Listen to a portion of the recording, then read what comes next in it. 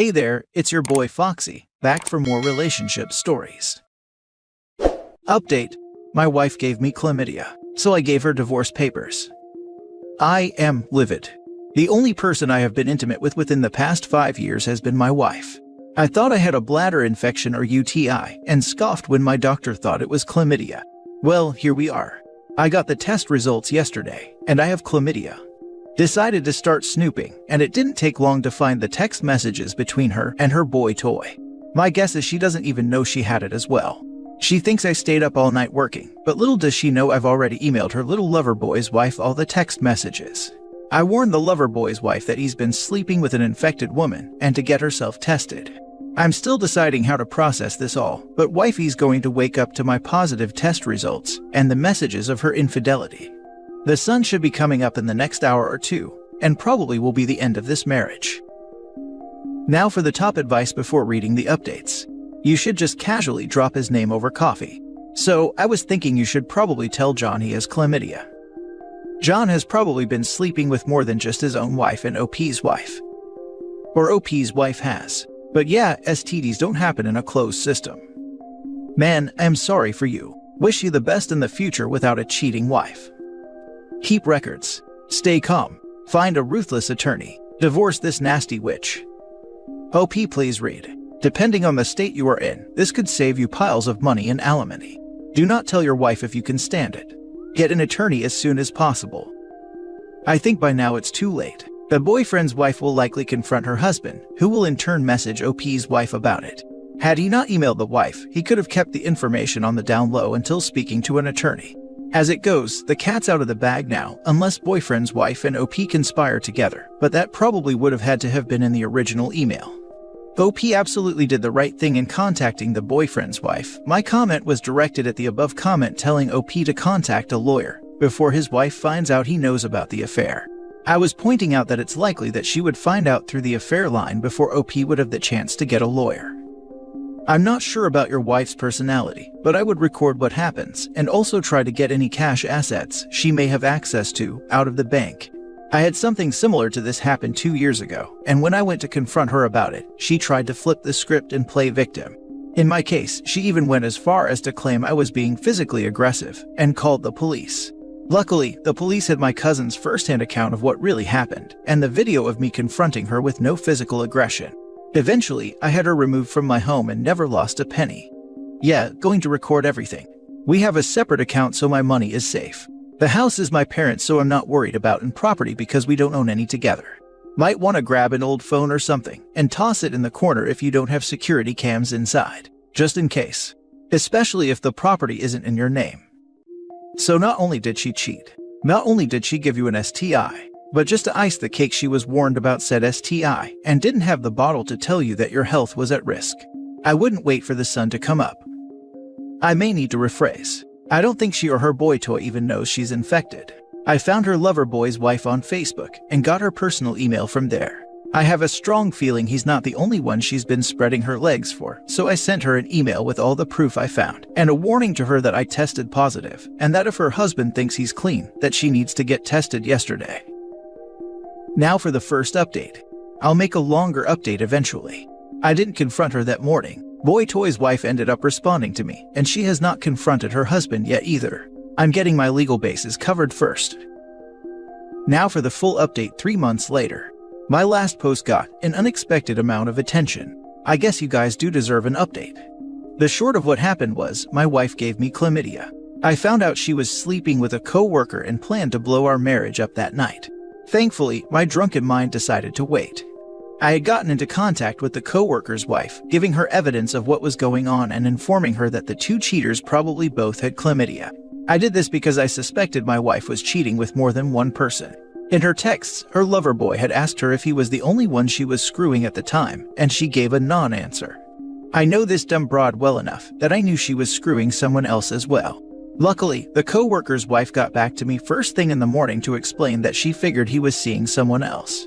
The two of them were privately separated at the time, and their separation agreement stated they were not to see anyone else at the time. She had her own suspicions and thanked me for reaching out. We agreed that she would not confront her husband until I could cover my own butt legally, in exchange for the evidence I had of their affair together.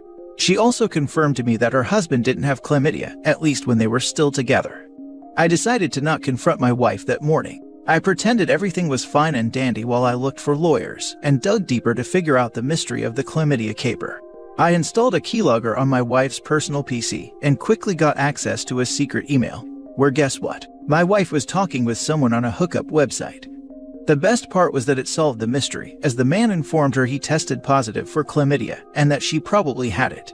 Even better, these emails were from months before I was infected myself, meaning she knowingly infected me with chlamydia. Disappointed that it was not in fact the chlamydia fairy that caused all this, I got a lawyer. It's not looking well for my soon-to-be ex. The fact she knowingly infected me made my lawyer salivate, along with the mountain of proof of her infidelity. The house we live in is my parents', and we've kept our finances separate since the beginning. Her chances of getting much, if anything, out of me is pretty slim. I served her the divorce papers last month. I bought a security camera on Amazon when this all started, saying I was going to put it over our front door. I hid it in the living room the morning I decided to confront her. I decided to take one of the top comments from my first post on how to drop this on her. We were sitting and having breakfast when I said, "So I'm curious. Does Boy Toy know you infected him with chlamydia as well?" The short of it was, she cried, apologized, tried to claim it was a one-time thing, and I brought up that this was her second affair. Tried to claim she loved me, tried to blame me, screamed at me that I don't make her feel loved, yada yada, you get it. I served her the divorce papers and her eviction notice right after. I'm staying with my parents until she's out of the house in a few weeks just to be safe. I'm juggling if I want to try and press assault charges against her for knowingly infecting me with the STD, as my lawyer said it should be pretty easy to prove with the emails we have. Overall though, I just want her out of my life, like the STD she is. Not feeling loved. The title of every cheater's journal. I didn't feel loved. You should feel bad for me. You pushed me to this. Such utter BS. If the victims didn't love cheaters enough, then the cheaters should have just left. I was married once. My ex-husband had an affair, and when I asked him why, he said, "You never asked me how my day is, it's like you don't care." I made him breakfast every morning and he never ate with me. He would let it sit and go cold and eat after I left the table. I'd pack his lunch every day before I left for work. When I got home from work, I would make us dinner that I ate alone. I went to bed alone and woke up alone. You know why I never asked him how his day was? I never asked him about his day because he had zero interaction with me. I was the breadwinner and he was part-time, but I still paid all the bills. He contributed $0 for the entirety of our marriage.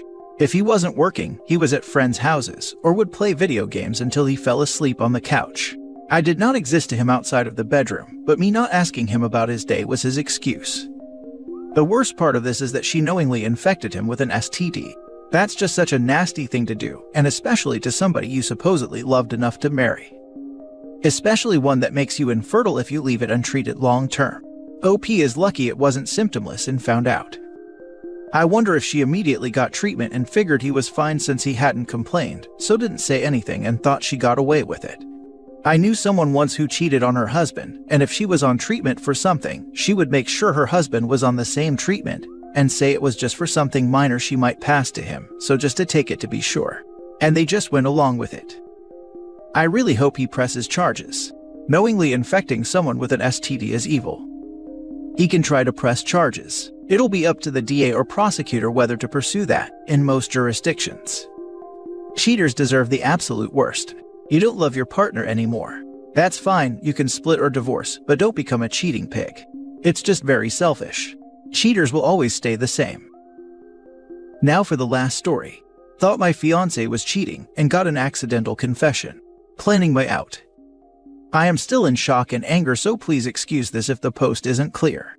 A couple months ago I came home from work. I worked the night shift, and when I got into bed, I ended up laying on my fiancé's phone. When I picked it up, it lit up with a text message across it from an unknown number, and it read, "I can keep a secret," with a wink emoji. I unlocked the phone and saw that was the only message, so I decided to not say anything and keep note of it. A week later, the intimacy just dried up.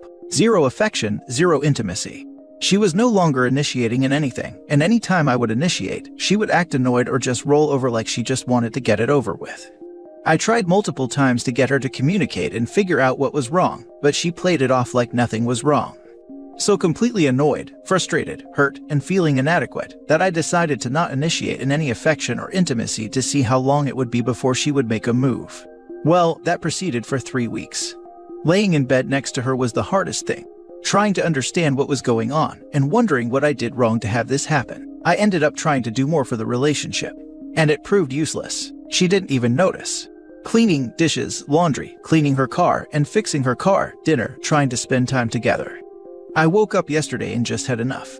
Aggravated and frustrated, I started avoiding her and just left for work without saying anything to her.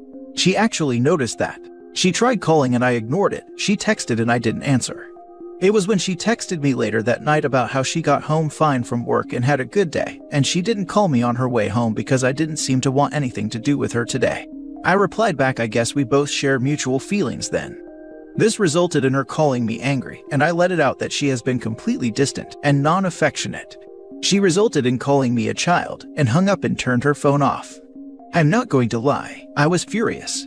When I got home late that night, I went into the bedroom and saw she wasn't in there. She had moved into the spare bedroom. I walked in and took her phone on the nightstand and her work phone, and locked myself into the bathroom and went through her phone. I noticed a text exchange between her and her best friend where she was bashing me and making fun of me. I ended up texting her, "So glad you have been lying to me, and I've wasted my time with you if you really feel that way." The next morning, she woke me up mad that I took the keys to my car and truck, which resulted in an argument, and I just yelled out, "Do you even understand why I'm upset with you?" She replies, "Yes, because you found out I went on a date with Chris, my coworker."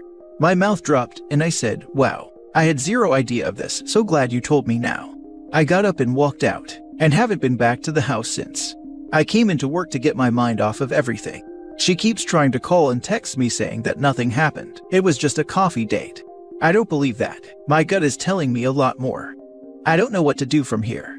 My brain is in a fog and I'm not thinking clearly. I want to go scorched earth. Now for the top advice. Do you rent together? I own the house. You are a better man than me. She would have been kicked out already. We have 2 children together and she can't afford her own place. That's the only reason I haven't yet. I want to be clear-headed and calculated when I plan to completely blow her world up. So she's cheating on you. The fact this dude told her he can keep a secret shows he also knew she was cheating. And she's bashing you to her friend while cheating. There's no question, man, break up with her. Kick her out of the house and just thank God that you found out who she really is before you made it official.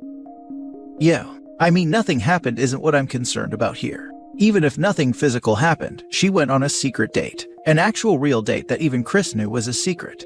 That means there is something there she's looking for that she isn't getting from the relationship. Whether it be communication, affection, adventure, whatever makes people emotionally cheat. Keep her in this spare bedroom. That is the smartest decision she made in all this, moving herself there. Obviously, you need to consult an attorney. Do you have any shared accounts?